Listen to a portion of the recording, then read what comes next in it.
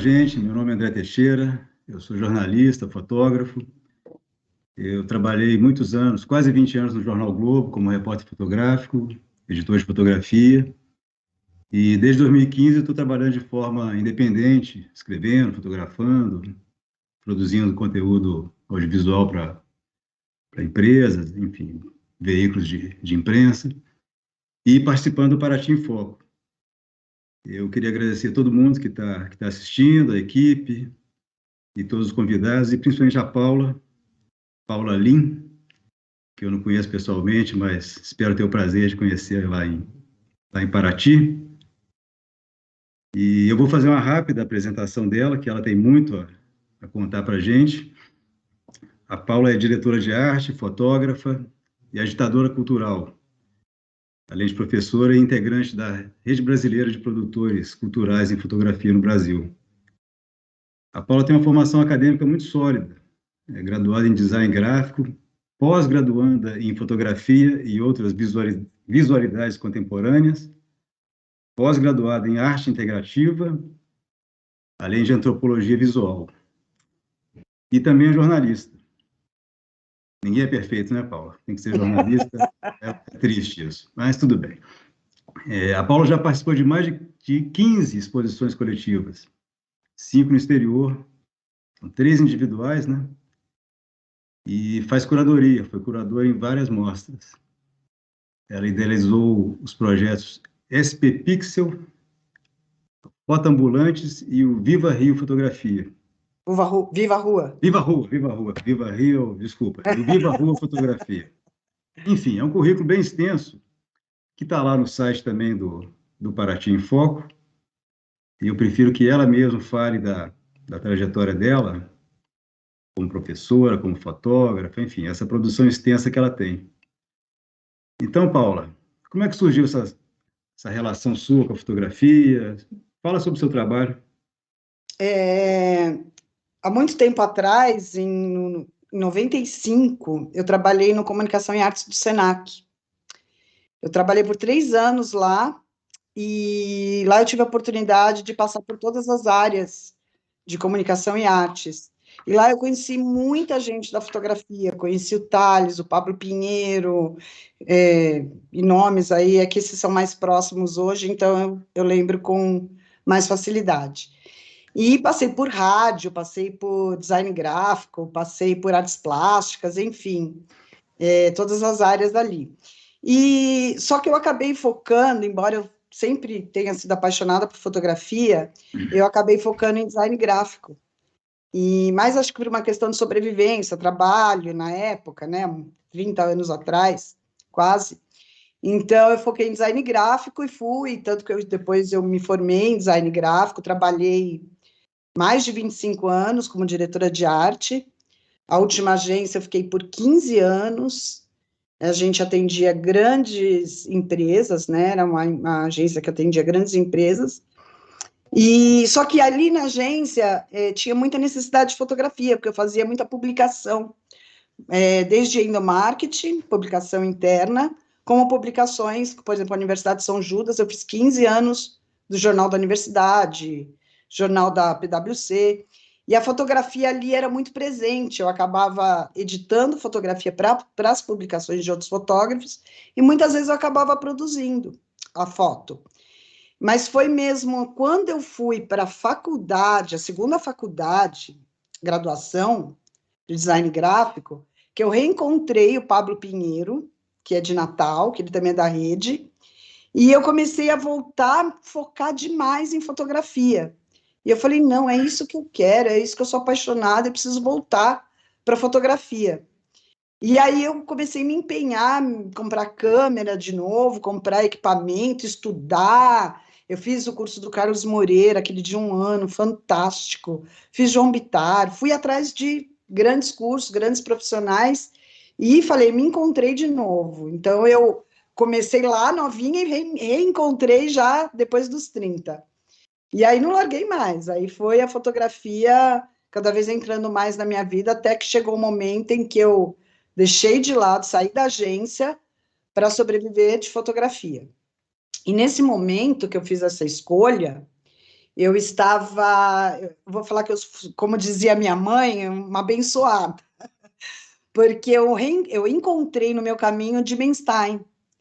Por acaso, no projeto Fotoambulantes, lá na Mostra SP de Fotografia, eu fui parar lá no Armazém da Cidade, o Dimenstein veio falar comigo, porque eu estava com a câmera pendurada, e ele me propôs um projeto ali na hora. Foi um pitch que eu fiz, aquela coisa de 30 segundos, você falar quem você é, o que você faz, e a gente fez uma parceria que durou 3 anos, e foi onde surgiu a Viva Rua Fotografia. A Viva Rua começou a existir cobrindo a transformação da Medeiros de Albuquerque, lá na Vila Madalena, porque eles transformaram em rua aberta, e o Catraca Livre com o Dimenstein, e todo o processo ali fez uma transformação gigante naquela rua, e por isso chama Viva Rua. E aí o espaço do Armazém da Cidade passou a ser o espaço de início da escola. Eu comecei a usar um horário que ficava ocioso, onde as pessoas estavam montando o espaço para começar. Então, era das 11 da manhã à 1 da tarde, para oferecer palestras gratuitas. E esse período de 2 anos de palestras, eu ainda estava na agência e eu trabalhei esses 2 anos de graça, para me envolver com o apoio do Catraca Livre, de graça entre aspas, né? Eu ganhei um espaço dentro do armazém para comercializar alguma coisa. Então, eu usei aquele espaço para comercializar uma coisa que eu tinha em mãos ali fácil, fotografia em azulejo, que era uma coisa fácil de fazer, de produzir, e era relacionada à fotografia. Eu sei que nesses 2 anos eu levei grandes nomes para essas palestras gratuitas, mas muita gente, de todos os temas da fotografia. Então, foi o Éder, foi o Marcelo Greco, muita gente, é que são muitos nomes para eu lembrar agora de todos. E foram 2 anos, assim, muito produtivos, porque esse apoio do Dimenstein e do Catraca Livre foi essencial para o crescimento da escola. E aí, como eu tinha todas as áreas, né, eu sabia fazer a produção do RH, a produção da comunicação, a produção da tecnologia, então eu faço site, porque eu trabalhei com web design também, então eu faço site, eu faço flyer, eu faço RH, então eu praticamente nos 5 primeiros anos da Viva Rua, eu era a empresa, né? Então eu consegui sobreviver, porque eu não tinha não tinha nem como pagar, né? Mas eu não precisava pagar pessoas extra. Então, eu acho que foi o que possibilitou o crescimento da Viva Rua. Hoje, o que é o Viva Rua? É uma escola? Produz fotografia por encomenda? Produz ensaios? Enfim, fala sobre o Viva Rua. Aí O é eu Viva de novo. O Rua Viva é Rua hoje. uma escola de fotografia, arte e cultura. Nesses primeiros anos, eu foquei muito em fotografia, mas também a gente teve cursos de encadernação artesanal, os cursos que estão ligados à fotografia de uma certa forma, porque na produção autoral de livros, eu senti a necessidade da própria pessoa poder imprimir e produzir o livro dela. Então, eu introduzi encadernação artesanal, sublimação, né, que é essa foto no azulejo, no tecido. Então, vários cursos que estão ligados à produção autoral, eu acabei colocando dentro da escola. É uma escola, mas ela tem uma visão um pouco diferente das escolas tradicionais, né?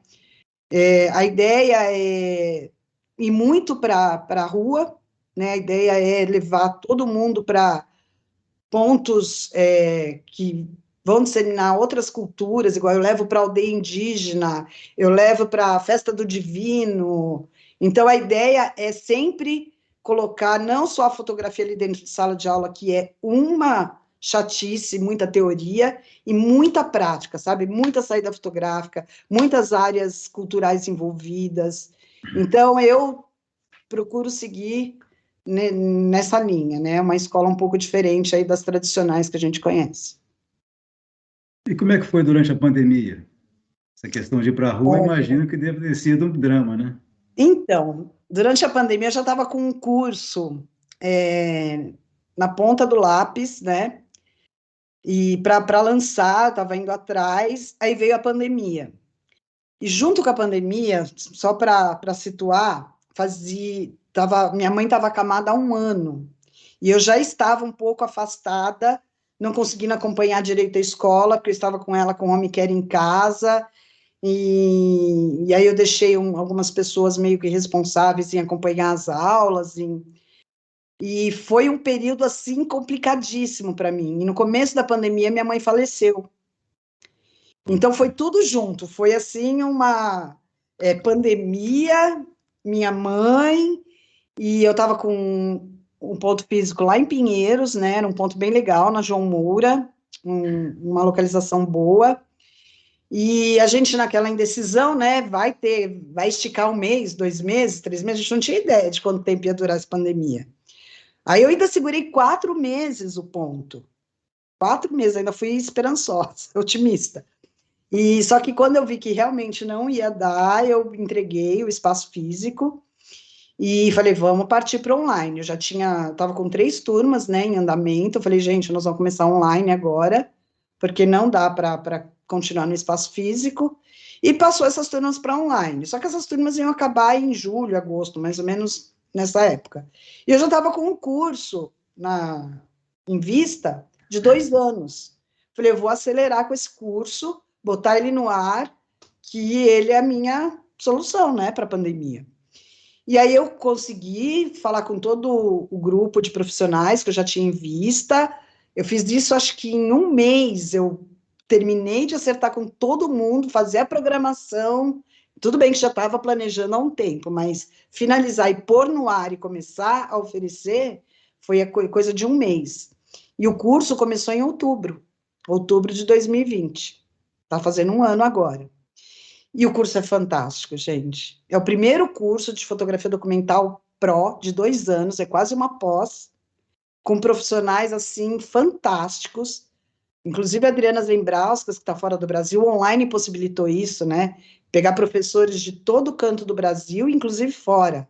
A Raquel está fora do Brasil, ela mora no México. A Adriana também está fora, Zembrauskas. Tem o Pablo lá de Natal.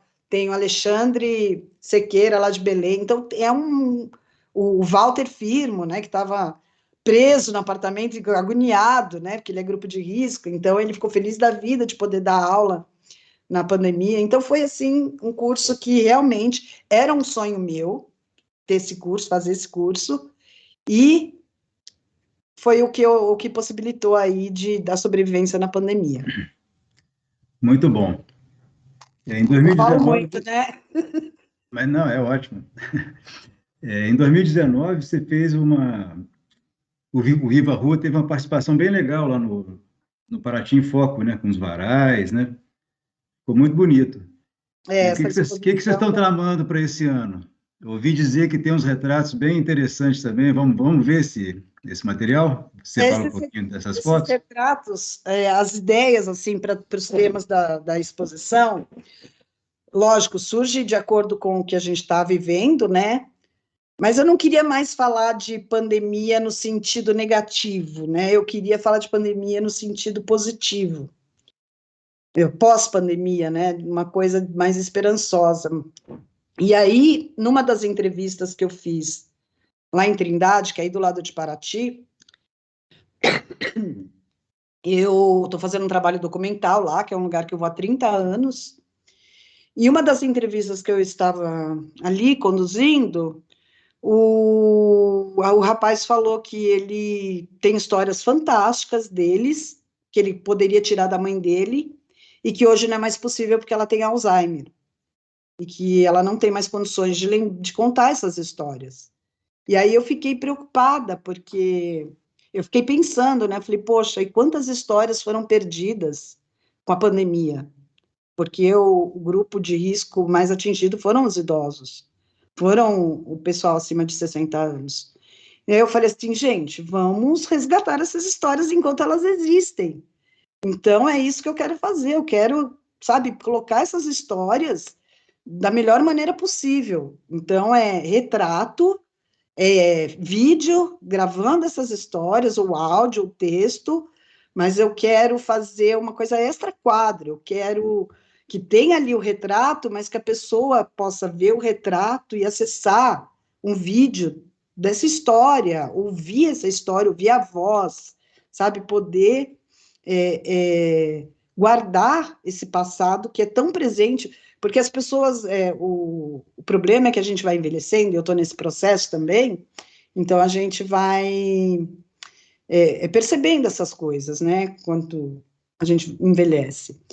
E essas histórias, ninguém tem paciência com idoso, né? Eu amo conversar com pessoas mais velhas, porque elas têm tantas histórias, e são histórias que muitas vezes são esquecidas, e elas são tão importantes para a construção da nossa identidade hoje, e então são vários fatores que me levaram a produzir esse tipo de exposição para esse ano. Acho que tem tudo a ver aí com o que nós passamos e é uma ponta de esperança aí para um futuro diferente, né? Uma valorização maior aí para essas pessoas que têm tanta história e tanto a nos ensinar. Com certeza. E essas fotos que a gente está vendo, elas foram feitas lá em Trindade ou em Paraty? Então, cada aluno escolheu uma pessoa para abordar, e eles fizeram cada um no seu canto, né? Entendi. Então tem uma diversidade A aí diversidade, de locais, mas elas têm uma unidade visual, né? Ah, sim, isso Isso eu foi pensado sempre. antes? Ah, sim, claro. Isso para criar, né, um ensaio, porque um trabalho coletivo, né, para você dar uma unidade visual, você tem que criar alguns parâmetros na hora de orientar, e é isso eu sempre faço, porque o caos imaginado, o nome da exposição, é justamente o fato de você reunir várias pessoas de vários lugares diferentes, com várias formações, numa mesma exposição. Então, você tem que dar uma orientação como curadora, né, para que exista essa unidade visual, para que a pessoa entenda que ela está numa mesma exposição. E o caos imaginado vem justamente disso, né, porque a princípio é um caos, você juntar 19 cabeças diferentes, fazendo fotos de vários lugares diferentes, com pessoas diferentes, e você criar essa unidade na hora de expor junto. Então, imaginado vem de imagem, né? De uma projeção que você cria na sua cabeça essa imagem e esse caos que fica, né, antes de você concretizar. Então, vem daí essa história. Maravilha. Aproveitando esse gancho da diversidade, Essa foi feita em Paraty, do Mecaré. esse podia tirar essa, né? Essa daí não gostei muito dessa. Mas, enfim, você como professora, você tem uma visão assim bem ampla das pessoas que estão ou entrando no mercado, ou querendo entrar no mercado, ou entrando, ou por algum motivo se identificam com a fotografia, querem viver essa experiência. Qual é o perfil hoje da pessoa que está entrando na fotografia? É gente que quer trabalhar, é gente que quer ter um hobby, gente que está preocupada com a documentação, quer só fotografia ou pensa também em unir com vídeo? Qual é o perfil desse pessoal? Então, a Viva Rua, como é uma escola focada em fotografia autoral e documental, agora a gente vai entrar em outras áreas além da fotografia, né? Mas na fotografia é autoral e documental. Quem procura a gente é quem normalmente tem já uma outra profissão e não está buscando a fotografia como forma, como profissional, né? Como forma de renda. E sim como um desejo, um hobby, ou tem alma de artista mesmo, que é trabalhar na área da fotografia artística, porque a gente sabe que é um caminho longo a ser galgado, né? Na fotografia autoral, ela não nasce assim de uma hora para outra, você tem que estar envolvido com festivais, com concursos, com editais, e tem que produzir, é um tempo que você vai ter que caminhar para conquistar esse espaço. Então, a gente sabe que não é uma pessoa nova que está procurando trabalho né, para ganhar dinheiro, porque fotografia autoral, eu falo no começo, você gasta dinheiro e não ganha. Então, tem que ter uma outra atividade sólida para alimentar, por enquanto, nesse início, essa caminhada. Então, normalmente, o nosso público, as pessoas que procuram a escola, são pessoas acima de 40 anos, 35, 40, acima, e é isso, é que estão buscando mesmo, tem paixão pela fotografia, e é impressionante, assim, como a gente consegue acompanhar, porque tem gente que está comigo desde o começo, há 5 anos, está até hoje fazendo curso, e a evolução, assim, é impressionante como a gente percebe essa modificação no olhar, essa transformação, essa produção, é o que dá mais alegria, né? E quando a pessoa é selecionada num festival, quando ela consegue produzir, ser selecionada para uma exposição, então a gente sabe que está no caminho certo quando a gente vê essas coisas acontecendo.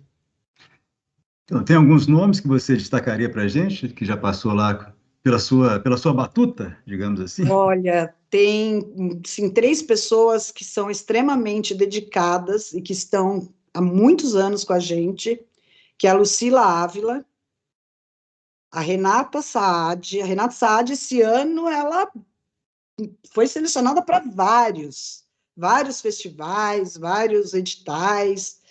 E o Silvio Piesco, ele é um multiartista, ele é desenhista, agora ele está mexendo com artes plásticas também, ele é músico, trabalha com vinheta e é fotógrafo. Tem um trabalho fotográfico maravilhoso. E num dos módulos do fotografia autoral que a gente fez, a gente tem um trabalho de heterônimo, ele criou um heterônimo misturando fotografia com aquarela, um trabalho híbrido. E esse trabalho dele ganhou uma perspectiva absurda, ele está fazendo exposição no mundo inteiro com esse trabalho. Ele falou que nem ele esperava, é a primeira vez que isso acontece com ele, mas foi um trabalho que deu super certo, que nasceu lá dentro da Viva Rua e hoje está rodando o mundo.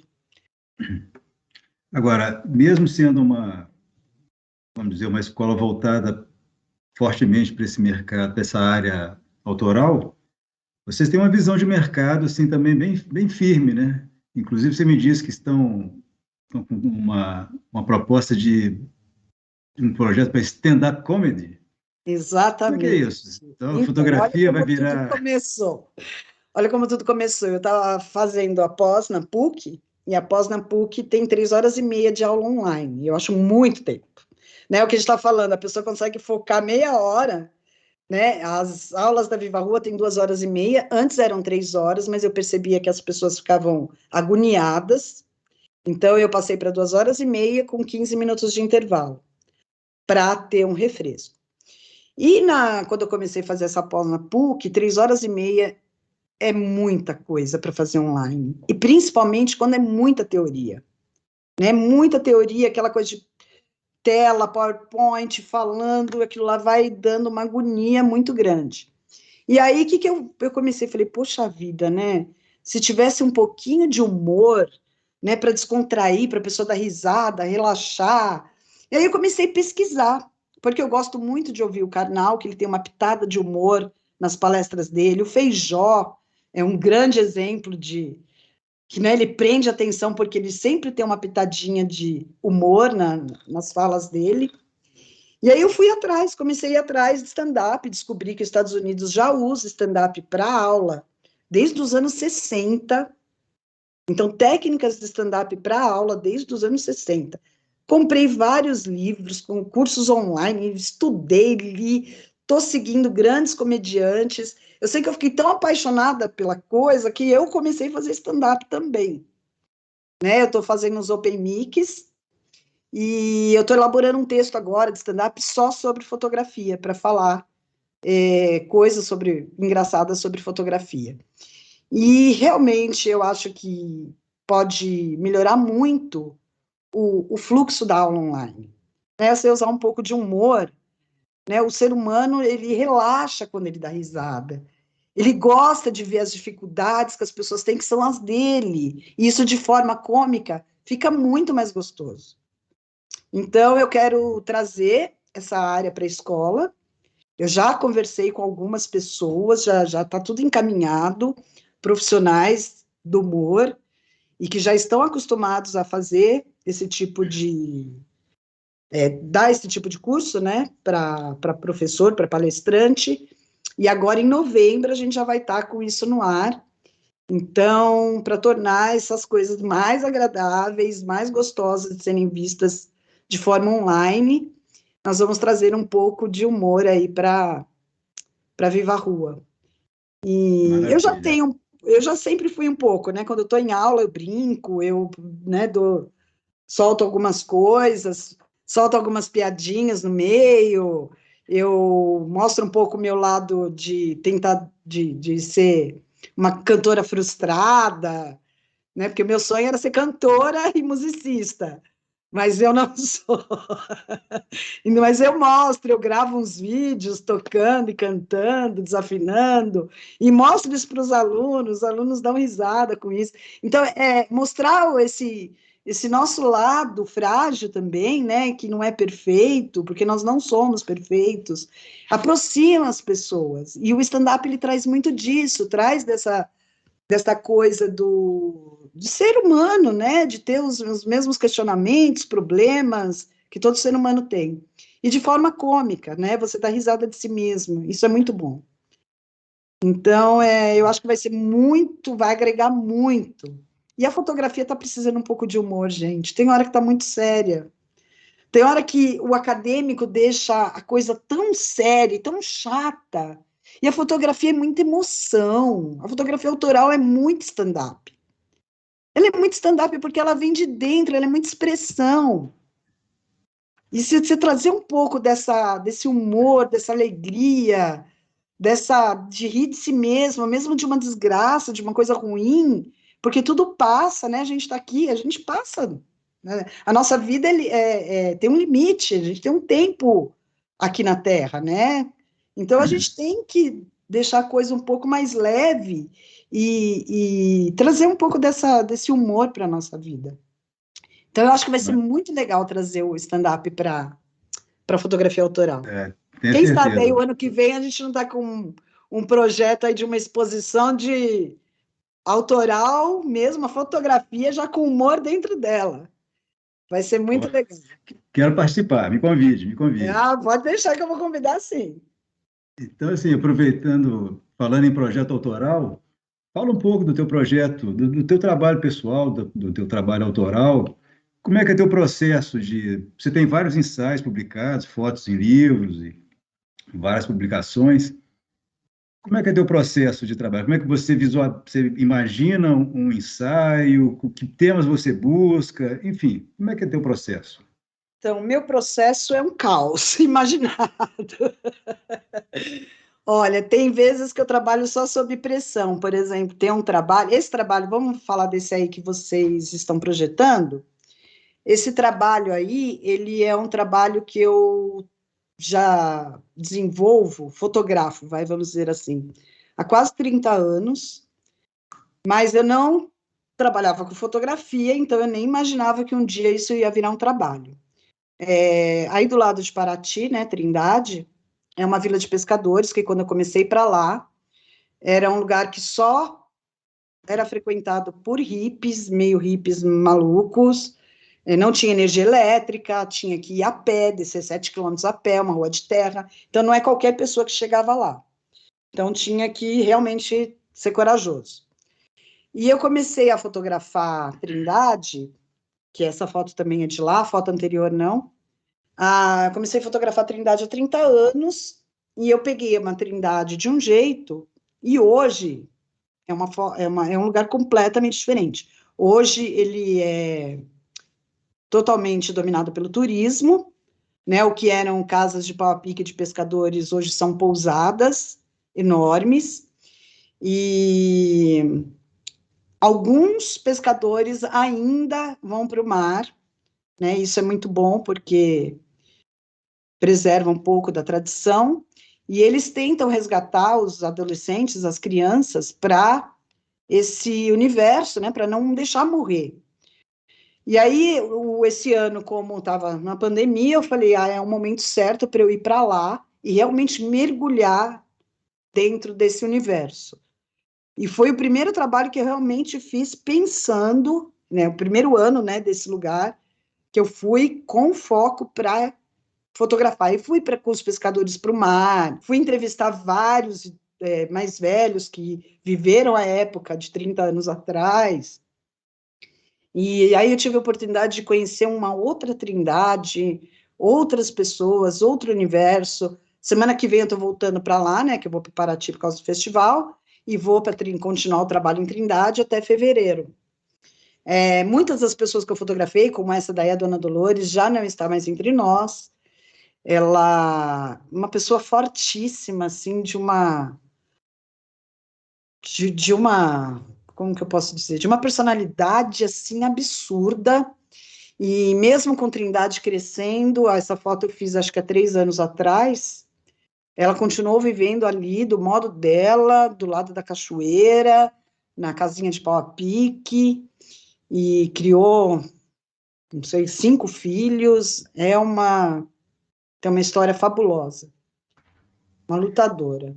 Essa foto é foto bem antiga, essa foto eu fiz com filme na época, e a vila ainda era assim, com casa de pau a pique. Essa também foi a casa que foi a primeira lojinha que vendia camiseta escrito Trindade, né, que Trindade já ficou sendo um lugar mais conhecido nessa época, e a Guadalupe que criou essa primeira loja nessa casinha de pau a pique. Essa foto foi feita com filme, acho que não lembro nem o ano agora, lá para, acho que 90 e pouco. Dona Maria também, essa foto também, não, essa foi digital. Dona Maria é uma pessoa que tinha um problema mental, tinha, não tem ainda, hoje ela está lá em Paraty, numa casa de idosos, mas ela cuidava do tio Maneco com, assim, de um amor que não tem tamanho. É por isso que eu falo, né? O instinto é muito maior do que a razão. Ela preparava comida para ele, ela cuidava dele, e mesmo tendo todos os problemas que ela tinha. Também uma pessoa inesquecível na minha vida por lá. E você já, de alguma maneira, já levou esse material lá para a Trindade, já exibiu lá de alguma forma, porque deve ser emocionante as pessoas se verem, né, Então, retratadas. todas as fotos que eu faço deles, eu imprimo e dou para eles. E a Trindade é um lugar hoje que, como está muito focado no turismo, é muito dinheiro envolvido, é muito. Quando eu chego para dar as fotos, eles perguntam quanto é. Aí eu falo, não, eu estou dando as fotos. Vocês me deram a oportunidade de fotografar vocês, essa foto é de vocês. É presente, eles ficam até espantados quando eu dou a foto de presente. Porque eu imprimo grande, né? E levo de presente para eles, e é engraçado ver a reação. Que Trindade, infelizmente, hoje virou um lugar, assim, que é muito capitalista. Muito, muito. Tá mais caro que Copacabana. Você se hospedar em Trindade, tá mais caro que Copacabana e Ipanema. Então, realmente virou um lugar muito diferente do que eu conheci. E eu estou gravando essas entrevistas desses idosos mais antigos, contando como eles gostavam de como era antigamente, de como era bom, né? Como era quando era só vila de pescadores e não tinha esse turismo todo. Esse turismo lá aumentou quando caiu o Ulisses, né? O helicóptero do Ulisses caiu bem ali naquele litoral. Foi muita TV lá fazer reportagem lá dentro da Trindade, e foi quando descobriram, foi quando aumentou o turismo drasticamente. Aí colocaram asfalto no Deus Me Livre. Tem uma ideia, o morro lá da descida chama Morro do Deus Me Livre, porque os carros ficavam atolados ali na hora de descer e subir. Você usa muito vídeo também, né? Você registra, né, não só a imagem, mas a história das pessoas.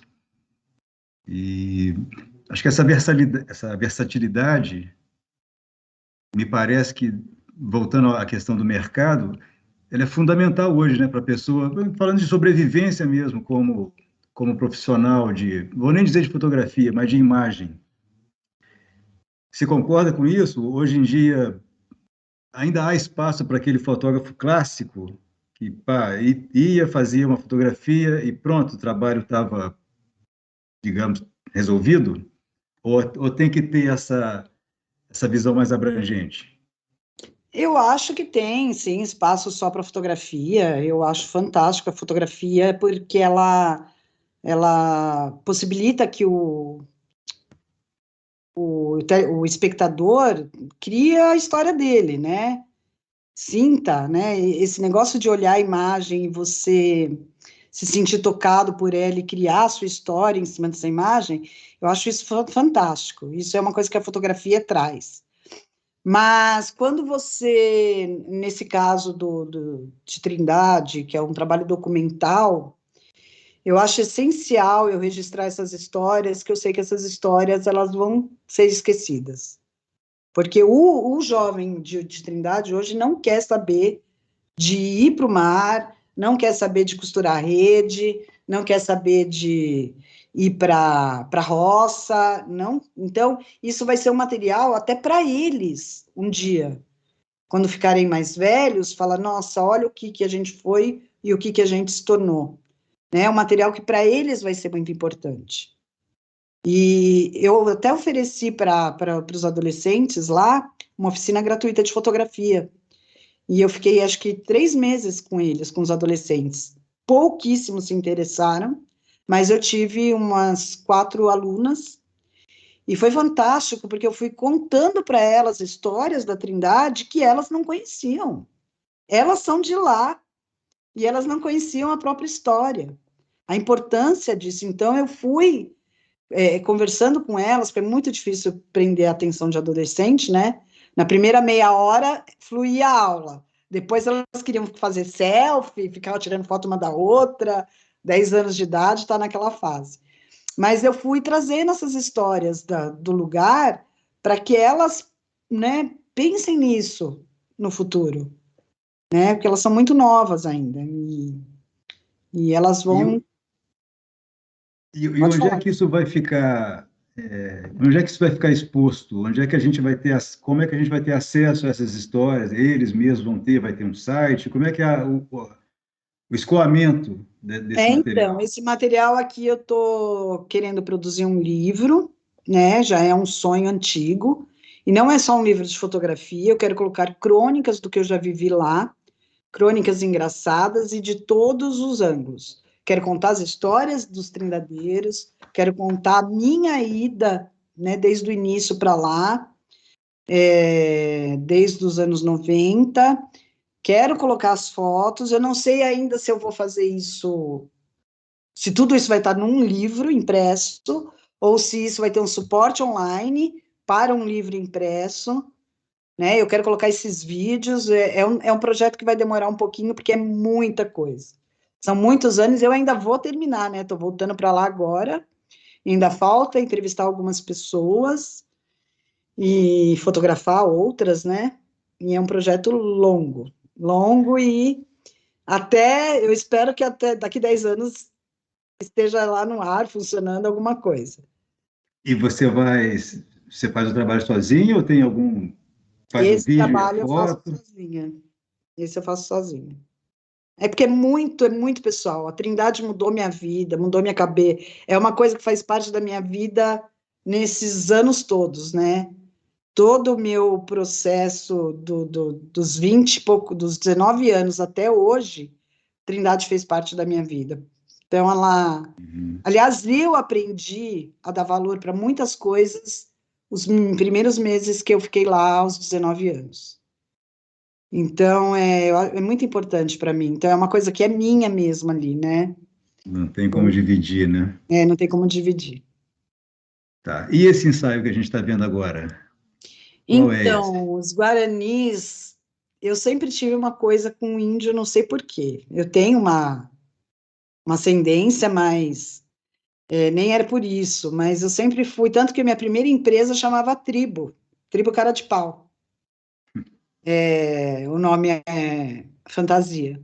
E nessa época do armazém, eu conheci uma jornalista que era responsável, inclusive, por projeto lá do Parque da Vila, lá na Vila Madalena, e ela me convidou para acompanhar ela, fazer as fotos, porque ela ia fazer uma reportagem na aldeia, e eu fui como fotógrafa dessa reportagem. Eu sei que quando eu cheguei nessa aldeia, a aldeia lá é uma aldeia nova, eles retomaram essas terras há pouco tempo, chama Calipeti. Eu sei que eu cheguei nessa aldeia, eu fiquei completamente encantada. Eu falei, meu Deus do céu, que lindo que tá isso. Eles resgataram uma terra perdida, estão plantando, estão vivendo de subsistência, estão plantando para comer, estão vivendo de forma tradicional. Eu fiquei completamente encantada. Aí eu comecei minha pesquisa. Comecei minha pesquisa a partir desse dia e visitei mais de 20 aldeias guaranis e comecei essa no Jaraguá, também é uma retomada de terra, essa é Itacupé, porque o Jaraguá tem as duas principais aldeias, mas que foi um pedacinho de terra que eles ganharam, né? Já era deles, mas eles acabaram ficando com... E que estava tumultuado, era muita gente morando no mesmo lugar. Eles começaram a retomar terras, e essa foi uma das terras retomadas, Itacupé. Essa é da Rio Silveiras, no Dia das Crianças.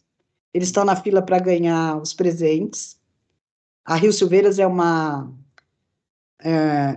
aldeia muito grande, tem 5 núcleos, e fica ali entre Bertioga e São Sebastião.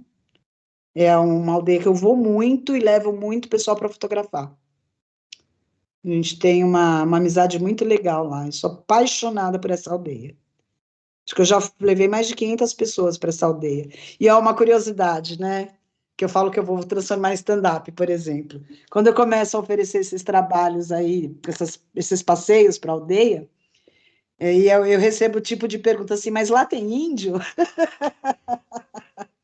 Eu falo, não, não, ó, a gente contratou os quilombolas para se disfarçar de índio. Ai, mas é muito engraçado, tem muita história. É porque o brasileiro conhece muito pouco da sua própria história, gente, conhece muito pouco. E eles estão aí lutando numa resiliência danada, né? Lutando pelas terras e as pessoas mal sabem disso. E como é que é a tua abordagem, digamos, tua chegada?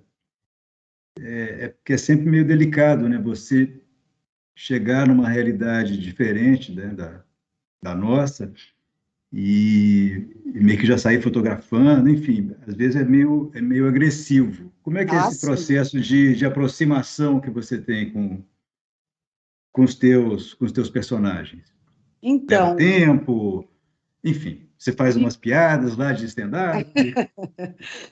primeiro eu converso bastante, né? Dependendo. Lá em Trindade, como todo mundo já me conhece há muitos anos, fica mais fácil. Todo mundo já me viu com a câmera pendurada, então já sabe e já autorizaram a fotografar. Mas eu sempre converso, quando é pessoa que eu não conheço, eu converso, eu pergunto se posso fotografar. Aí, se eu já tenho mais, vou criando uma certa intimidade, e as melhores fotos saem quando já existe uma intimidade, né? Que a pessoa está mais à vontade, não está. E na aldeia, por exemplo, que eu vou levar um grupo de fotógrafos, eu sempre vou antes sozinha, converso, explico. E essa aí é no Jaraguá, nessa aldeia pequenininha, que tem muita família tumultuada. Então, eu chego, converso, vejo quais são as regras, né? Porque, por exemplo, quando você está na casa de reza e eles estão fazendo determinada coisa, não pode fotografar de jeito nenhum. Então, eu já passo isso durante a viagem para a aldeia, na van, eu já converso com todo mundo, ó, em tal momento não pode fotografar, em tal momento você pede para fotografar, porque eles gostam que peça antes, né, no caso dos guaranis, e então a gente tem eu tenho essa maneira de lidar com as pessoas que eu fotografo. Essa aí também é no Jaraguá, eu amo essa foto, amo. Essas duas aí dando risada ali na frente da... E é impressionante, né, que o modo de vida, o caiçara e o indígena, né, eles se juntaram no momento. E tanto que em Trindade você vê, tem lá influência indígena, tem uma mistura de europeu com indígena, o caiçara é dessa mistura, e até a tradição é muito parecida. E quando eu me envolvi demais com os guaranis, eu percebi que realmente são da mesma história, né? Da mesma tradição, A mesma raiz.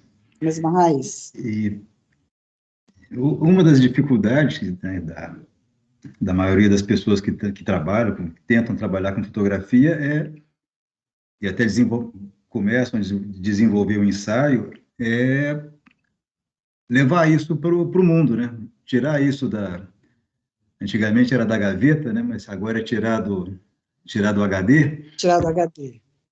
Então, quando você começa um trabalho, você já está pensando como ele vai ser levado, tirado do HD, ou vai surgindo, você espera uma oportunidade, você pensa nisso na hora de começar um trabalho pessoal desse? Eu não penso antes. Eu acho que eu vou pensar só no futuro. Por que que acontece? A escola me toma muito tempo. E desde que eu comecei com a escola, o meu trabalho, ele ficou um pouco de lado. Com a frequência com que eu me envolvia antes da escola, é muito menor do que hoje com a escola, porque a escola me toma muito tempo. E, por exemplo, a exposição, hoje eu penso do pessoal que faz o curso, e não na minha exposição, né? Eu sempre estou mais focada nesse universo coletivo. E os guaranis, eu gostaria muito um dia de fazer alguma coisa com esse trabalho, mas eu tenho que conversar com eles, porque a proposta inicial era não fazer nada comercial com essas imagens, né? Essa é a minha proposta com eles. Então, se um dia, mesmo que seja uma exposição, se um dia eu quiser fazer, eu vou ter que conversar com eles, né? Eu vou ter que, né, voltar esse assunto de uma outra maneira. Mas quem sabe um livro um dia, né? Vamos ver o que pode surgir. Mas Tem que só gostar. eu gosto muito da experiência, sabe? Essa experiência de estar com eles, de viver com eles. Isso é fantástico. A foto, eu entrego para eles também, né? Eu levo as fotos para os guaranis. Teve uma aluna, um ano, que fez um projeto com um grupo que foi para a aldeia. Eles fizeram vários postais com fotos da aldeia e doaram para a aldeia ter esses postais como uma forma de renda. Então, esse tipo de trabalho que favorece, que dá um retorno para a aldeia, para mim é muito mais interessante do que para mim, né? Um trabalho que dê retorno para mim. O foco de estar lá é realmente vivenciar a cultura indígena e não transformar isso num trabalho autoral da Paula, né? Eu acho que o fazer o ato fotográfico, a convivência, a experiência nesse trabalho é muito mais importante do que o resultado. E você tem, assim, digamos, uma preocupação, não uma preocupação política. Teu trabalho tem um viés de denúncia, de resgate. Ah, sim, sim. Se você pensar bem, são normalmente povos que, né, não têm a atenção necessária, né? E são povos que realmente são esquecidos, deixados de lado, e tem que se virar da maneira deles. É muito complicado. Esse tempo que eu convivi na aldeia, a luta deles é muito grande, sabe? Eles vão para Paulista também fazer manifestação, eles vão para Brasília, eles não têm voz. Cada 4 anos que troca de presidência, piora para eles, sabe? Cada vez é mais complicado. Eles não conseguem o documento final, definitivo das terras que eles retomaram. É uma luta constante. Então, eu acho que dá voz, né, principalmente por ter ouvido isso, se na aldeia tinha índio, eu acho que um papel importantíssimo nosso é mostrar que sim, existe, tem índio. Eles estão aí, eles estão vivendo na tradição deles. Eles estão lutando pela terra deles, eles estão, sabe, a gente precisa mostrar isso. Muita gente não sabe que existe, são mais de 100 e poucas aldeias Guarani só em São Paulo. No Brasil são milhares, no mundo, então, eu não tenho nenhum número aqui. São milhares de aldeias guaranis vivendo da maneira deles. É lógico que eles têm tecnologia, eles têm redes sociais, lógico, eles precisam ter voz, né? Eles são pessoas como nós, né? Só que eles não deixam de ter a casa de reza, não deixam de fazer reunião diária, não deixam de ter cozinha comunitária, de comer o peixe deles, do jeito que eles fazem, esqueci o nome lá do pão enrolado no galho. Então, eles mantêm a culinária, a cultura toda, a religião, e eu acho isso fantástico. E o que os índios têm a nos ensinar? Tudo, tudo. Eles têm tudo a nos ensinar.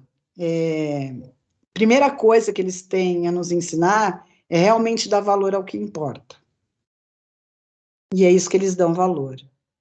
Eles usam a terra não como propriedade, eles usam a terra como subsistência. É maneira de você viver, morar e colher o alimento para sobreviver. Então, esse valor da terra como um lugar para viver e não como capital, né? Não como negócio, é fantástico. A terra não é deles, a casa não é deles, né? Eles estão ali por um período, eles têm consciência de que eles estão usufruindo daquilo pelo tempo que eles estão vivos, né? E isso é fantástico, tanto que os guaranis, eles podem morar, se deslocar para qualquer aldeia e ficar naquela aldeia. A casa não é deles, eles não têm propriedade. Falar, essa é minha casa aqui, só eu moro. Não. Ele pode sair aqui da Rio Silveiras, vir para o Jaraguá e morar aqui no Jaraguá. É uma família que está espalhada pelo mundo. É lindo ver essa união dos guaranis. E fortalece muito, né? O que ajuda a fortalecer. E eles não permitem mesmo que o Juruá fique dentro da aldeia. O Juruá é o homem branco. Se um Guarani quiser casar com uma Juruá, ele sai da aldeia, e não o Juruá que entra na aldeia. Eu acho isso importantíssimo também para manter a tradição. A gente pode visitar, mas morar não. Ficar 2, 3 dias, uma semana, mas fazer parte da aldeia. Eu não acho isso ruim, eu acho isso bom, porque o homem branco já estragou muito, né, a cultura indígena. E é uma resistência também de, sabe, manter essa tradição e ainda perpetuar aí por muitos anos. Porra, fiquei até emocionado. Maravilha. Você também fez fotos para um clipe? Foi a produção de um clipe? Como é que foi essa história, Paulo? Não, esse aí foi só o making off O mesmo. making off. Making off. Já tinha lá um pessoal da produção. E só que eu acabei arrastando os atores do lugar que estava, porque eu achei essa luz fantástica. Ele era o Jesus negro, né, da história. E eu achei essa luz fantástica e eu acabei fazendo esse retrato fora do contexto do clipe, né? Porque não faz parte do clipe. E eu amo esse retrato. Para mim é um dos retratos mais bonitos que eu já fiz. Por isso que eu gosto sempre de mostrar ele. O fotógrafo não pode perder a oportunidade, né? Viu a luz, Não. tem que arrasta, porque tem que acontecer, né? Tem que acontecer. E para teatro também, né? Eu amo fotografar palco. Isso aí foi uma peça na Funarte, Nova Cena Nordestina, é um grupo de teatro do Nordeste, e tinha essa luz azul durante a peça inteira, não foi um tratamento de imagem, não, era a luz mesmo do palco. E eu achei lindo também essa imagem, acho linda essa imagem com essa flor vermelha, e eu amo fotografar palco, desde show, teatro, iluminação me chama muito atenção. Bom, fotografia é luz, né? Mas tem luz que realmente toca a gente de uma maneira mais profunda, como aquela que vocês passaram da aldeia, do menino que está apoiado, também eu gosto muito da luz daquela foto. E a luz é tudo. Essa foto mesmo. Eu amo essa luz também. É maravilhosa. É. E acho que é uma característica até minha, né? Às vezes eu fico percebendo que eu trabalho muito com contraste. Uma luz pontual, né? Uma luz e sombra muito forte. Você tem alguma preferência entre cor e PB? A gente viu trabalhos aqui coloridos e preto e branco também. Olha, eu sou apaixonada pelos dois. Tem foto que eu acho que fica melhor no PB, e tem foto que... Quando a foto tem a cor, eu prefiro a cor. Mas para a foto estar a cor, ela precisa ter a cor. Precisa ser um elemento importante na fotografia. Se for só cor por cor, eu prefiro passar para preto e branco. Maravilha. Bom, Paula, eu queria te agradecer muito pela conversa. Adorei. Eu que queria agradecer pela Tá? oportunidade. Agradecer a todos que estão vendo. E, enfim, queria que você se despedisse, falasse um pouquinho mais da tua expectativa lá pelo festival. Enfim, desse sua mensagem, principalmente para quem está começando também a fotografar, já que você é uma professora, uma mensagem sobre a fotografia como carreira ou como uma manifestação artística. E beijo para você. Beijo. Gente, muito obrigada aí pela atenção, pelo espaço e por a gente estar mais uma vez dentro do festival. E para quem está começando na fotografia autoral, vai de alma, não fica pensando em sucesso, fama, pensa em satisfazer a alma, sabe, em ser verdadeiro. Eu acho que isso é a maior satisfação para quem trabalha com uma arte de expressão. Fama, sucesso, às vezes é passageiro, às vezes frustra, então tem que ir pela paixão, vai pela sua paixão, pelo seu prazer em fazer uma fotografia, daquele deleite de você olhar a imagem, porque nem todo mundo vai olhar a imagem do mesmo jeito que você, e a gente não pode criar expectativa. A gente cria expectativa e acaba... E é isso, vai com alma, porque tudo com alma dá certo para você. Uma consequência, os outros gostarem. Tá? Mas o importante é dar certo para a gente. Você tem que estar satisfeito com você mesmo. E é isso. Essa é a minha mensagem aí. Maravilha.